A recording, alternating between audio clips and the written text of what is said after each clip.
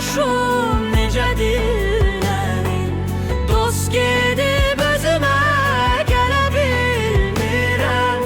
Necə nəğmə qoşum necə dinlərim? Dost gedib özümə gələ bilmirəm.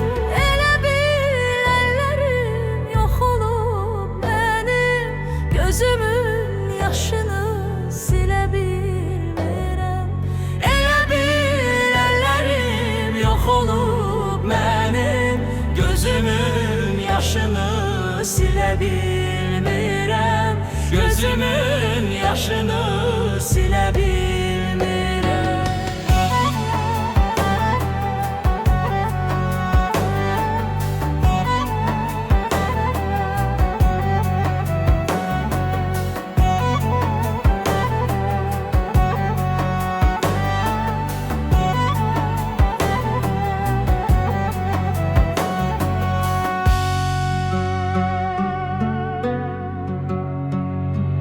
Çaldığı sazı gətirin mənə, görün ki o sazda necə mahirəm.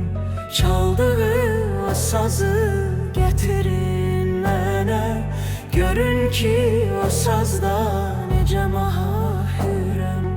Əlimdə yan kimi bircə telinə,